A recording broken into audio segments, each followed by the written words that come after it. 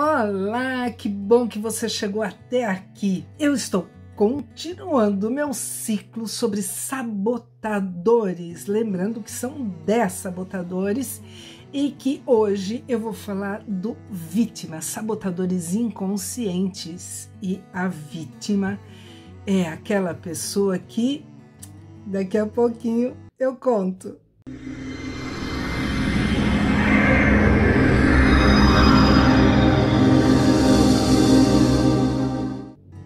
Então, gente, esse sabotador vítima é um dos que ficam atuantes mesmo, principalmente dependendo do temperamento da pessoa, fazendo com que ela esteja sempre se sentindo uma vítima. Ó céus, ó vida, ó azar, como eu sofro! São pessoas que têm um condicionamento de olhar sempre para dentro de si mesmas, com foco na amargura, na tristeza, na inconsistência do poder interior que cada um de nós tem de transformar a própria vida e de mudar o foco para as coisas positivas. São pessoas que fazem do vitimismo um meio de ação, um meio de vida.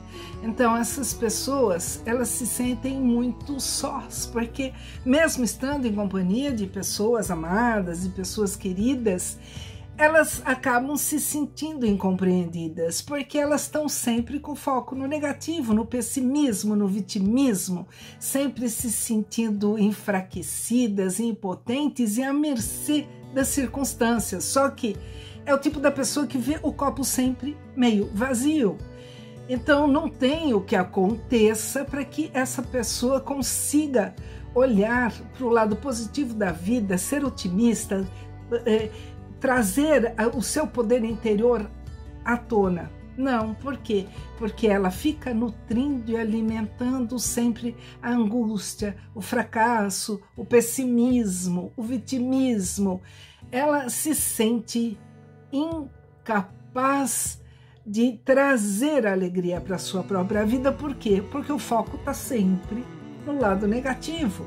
E isso acaba trazendo muita insatisfação, não só para ela, como as pessoas que convivem com ela, porque as pessoas que convivem com ela também não conseguem fazer com que ela saia dessa energia, porque ela só olha para o negativo. Então são pessoas melancólicas, entristecidas, desmotivadas, pessoas que têm uma tendência à depressão, ao fechamento emocional. É aquela coisa da introspecção, sempre com o olhar no complicado, no difícil, no impossível. E isso é importante que a gente tome consciência, porque é um sabotador.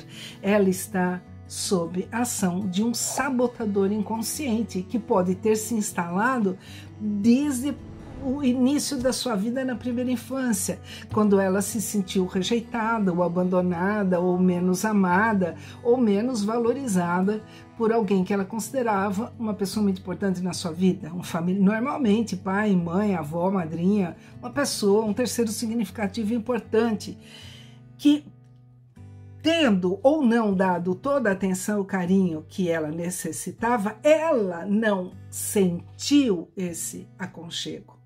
Então, às vezes, é o nosso próprio inconsciente que acaba absorvendo uma sensação de menos-valia, ou de desproteção, ou de abandono, que faz com que nesse mesmo inconsciente ou no subconsciente sejam geradas sensações, sentimentos de desproteção, de desamor, de menos-valia.